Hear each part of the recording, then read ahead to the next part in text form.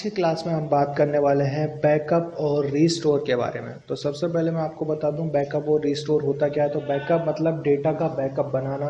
तथा मान लीजिए कि आपके द्वारा जो टैली में डाटा आपके द्वारा जो रखा गया है, जैसे कि हमारे कंपनी का जो डेटा होता है वो रखा गया है, तो कई तरीके से वो लॉस्ट हो सकता है। तो इसलिए हम क्या करते हैं, कंपनी के डेटा को सिक्योर करने के लिए हम उसका बैकअप बना लेते हैं। तो इसके द्वारा आप क्या कर सकते हो, बैकअप कर सकते हो, रीस्टोर कर सकते हो। तो फाइल के डेटा आपका कहीं जाएगा भी नहीं और वो दूसरी लोकेशन पे सेव भी हो जाएगा। कहने का मतलब ये है कि हार्ड डिस्क करप्ट हो जाए, ठीक है, या फिर डेटा लॉस्ट हो जाए, तो बहुत सारी चीज़ें हो सकती हैं। तो इसलिए क्या होता है, सिक्योरिटी के लिहाज से टैली ने एक फीचर दिया हुआ है इसके अंदर, बैकअप और रीस्टोर। ठीक है, बैकअप और रीस्टोर करने वाले हैं और स्प्लिटिंग कंपनी डेटा करने वाले हैं। तो पहले मैं आपको बताया तो बैकअप और रीस्टोर बनाते कैसे हैं। तो यहाँ पे एक राज ट्रेडर्स नाम की कंपनी है, इसमें मैंने बहुत सारी एंट्री की हुई है। ये देखिए डे बुक के अंदर है बहुत सारी एंट्री। तो सिंपली तो मैं क्या करने वाला हूँ, मैंने इसका बैकअप बना लिया था। अब मैं आपको दूसरी कंपनी में बैकअप बना के दिखा देता हूँ। ठीक है, तो यहाँ पर मैं दूसरी कोई कंपनी ले लेता हूँ। तो चलिए, यहाँ से मैंने सेलेक्ट कर ली कंपनी। तो यहाँ पे एक राम ट्रेडर्स नाम की मैंने कंपनी सेलेक्ट कर ली, इसके अंदर भी डेटा है। तो यहाँ पे मैं देख लेता हूँ इसके अंदर entry, day book, trial balance. जी हाँ, इसके अंदर डेटा है। ठीक है, कौन सी तारीख में एंट्री की गई है तो चेक कर लेते हैं। इसका तारीख क्या है एंट्री की, ओपनिंग बैलेंस। चलिए, तो मैं क्या करने वाला हूँ, यहाँ से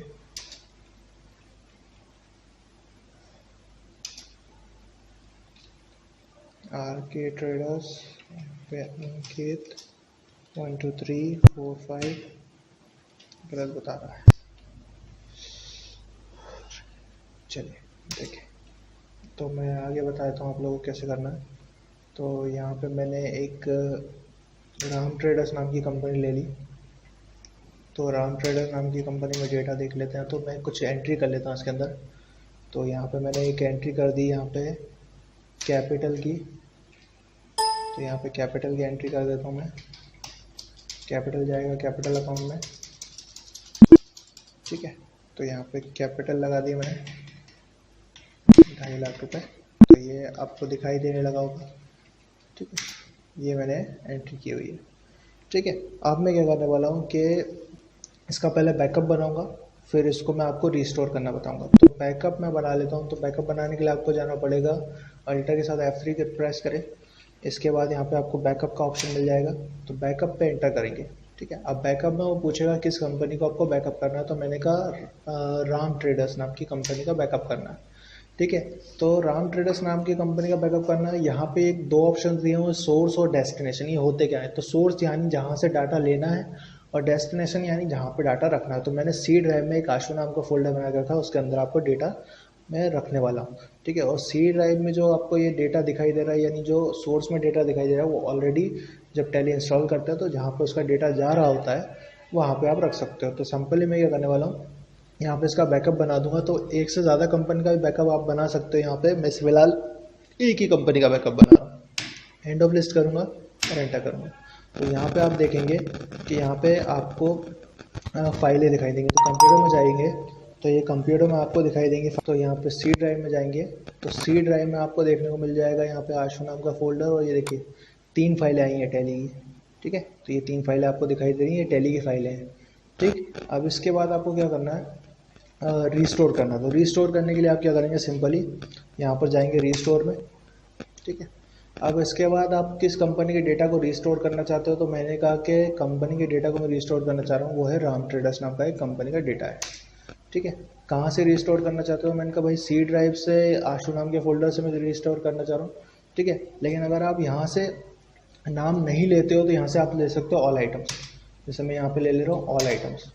ठीक है, तो ऑल आइटम से लूँगा और यहाँ से मैं इसको एक्सेप्ट करूँगा। तो जैसे ही डेटा रीस्टोर आएगा, अब वो बोल रहा है कि इस कंपनी का डेटा ऑलरेडी हमारे पास है, क्योंकि मेरा डेटा लॉस्ट हुआ नहीं है। ठीक है, तो क्या ओवरराइट कर दें इन्फॉर्मेशन को। तो मैंने जैसे ही बोला ओवरराइट कर दिया, तो उसने ओवरराइट कर दिया। ठीक है, और यहाँ से एक एरर दे रहा है। जैसे ज़रूरी नहीं कि आपके टैली में भी एरर आएगा। ठीक है। तो कंपनी का डेटा आराम से रिस्टोर हो चुका है, ठीक है। अब आपको क्या करना है, जैसे ये रीस्टार्ट हो गई टैली, इसके बाद आप जाएंगे और यहाँ से बैकअप कर लेंगे। तो ये बैकअप और रीस्टोर था।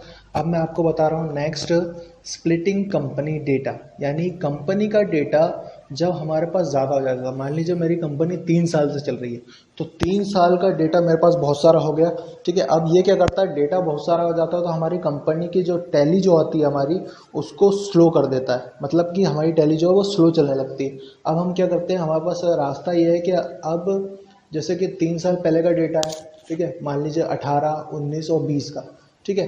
तो 17, 18, 19 का डेटा है मेरे पास और 20 में मेरी कंपनी चल रही है। तो मैं क्या करूँगा, उनको डिवाइड कर दूंगा, यानी स्प्लिट कर दूंगा कंपनी के डेटा को, यानी टुकड़ों में डिवाइड कर देना। तो स्प्लिट करने के लिए कंपनी के डेटा को मैं क्या करने वाला हूँ, यहाँ पर एक एंट्री करने वाला हूँ। जैसे मैंने यहाँ पे एक कंपनी ले ली, सिलेक्ट करी मैंने एक कंपनी, यहाँ पे मैंने एक कंपनी सेलेक्ट कर ली। किस नाम से सेलेक्ट करी, तो ये रहेगी अपनी कंपनी, मैंने सेलेक्ट कर ली है रवि ट्रेडर्स के नाम से, ठीक है। रवि ट्रेडर्स नाम की एक कंपनी मैंने सेलेक्ट कर लिया। इसमें ये जो एंट्री अभी की गई है वो 1 अप्रैल में की गई है सारी, ठीक है। मैं क्या कर रहा हूँ कि यहाँ पर F2 से डेट चेंज करके कम एंट्री कर दे रहा हूँ उसके अंदर, ताकि ये आगे बढ़ जाए। अब सालों साल का तो मैं आपको बता नहीं पाऊंगा, तो मैं क्या करने वाला हूँ कि यहाँ पर कंपनी के डेट को जो है वो आगे बढ़ा देता हूँ। तो मैं F2 से डेट को आगे बढ़ा देता हूँ, 1 जुलाई कर देता हूँ, ठीक है। तो हम क्या करेंगे, उसे डिवाइड कर देंगे 2 भागों में। एक तो कर देंगे हम 1 अप्रैल में और एक कर देंगे 1 जुलाई में। तो 1 जुलाई में मैं एक एंट्री कर दे रहा हूँ पेमेंट करने की, कि भाई मैंने यहाँ पर एक डेटा थोड़ा सा मैंने पैसा चुकाया है, कितना, तो 30,000 रुपये मैंने पे किए हैं यहाँ पे, ठीक है। तो ये 50,000 रुपये हो गया, एक्सेप्ट, ठीक है। अब मैं क्या करने वाला हूँ, यहाँ से स्प्लिट कंपनी डेटा के लिए आपको कहाँ जाना पड़ेगा, तो यहाँ पे जाना पड़ेगा F3 में, अल्टर के साथ F3 करेंगे आप। यहाँ पे मिलेगा आपको स्प्लिट कंपनी डेटा, तो यहाँ पे आप इंटर करेंगे, ठीक है। और यहाँ पे कंपनी सिलेक्ट करेंगे। सिलेक्ट कर ली मैंने रवि ट्रेडर्स नाम की कंपनी, ठीक है। तो स्प्लिट कहाँ से करना है आपको, तो मैंने कहा कि एक कंपनी बने फर्स्ट वाली, वो रहेगी रवि ट्रेडर्स 1 अप्रैल से, और दूसरी कंपनी रहेगी 1 सितंबर से, ठीक है। तो 1 सितंबर से ना बनकर ये बने, जैसे मैंने देख लीजिए, अब लास्ट एंट्री मैंने कब करी, जुलाई में करी, तो सितंबर में नहीं चाह रहा हूँ मैं। तो मैं चाहूँगा कि यहाँ से ये 1 जून से बने, ठीक है, 1/6/2019 से बने, 1 जून से बने, ठीक है। और यहाँ पे मैंने कर लिया इसको एक्सेप्ट। और जैसे ही मैं स्प्लिट करने को बोलूँगा तो यस करूँगा, तो ये कंपनी क्या करेगा, दोनों को रीलोड कर देगा। देखिए अब यहाँ पे मेरे को स्टेटस में 2 कंपनियाँ दिखाई दे रही हैं। ये 1 जून वाली अभी रीलोड है, ठीक है, जो हमारे पास अभी लोड है, और दूसरी जो है, दूसरी 1 अप्रैल से, वो भी हमारे पास है। तो सिंपली हम क्या करेंगे, पहले मैं आपको दिखा देता हूँ 1 जून वाली, जुलाई में एंट्री जो की है मैंने, ये देखिए F2 प्रेस करता हूँ मैं इसको, क्योंकि अभी 1 जून में चल रही है, 1 जुलाई कर देता हूँ इसको। तो ये देखिए आपको पेमेंट की एंट्री दिखेगी जो मैंने आपको करके दिखाई थी। अब मैं आप क्या कर रहा हूँ, यहाँ से कंपनी सेलेक्ट करता हूँ F1 से।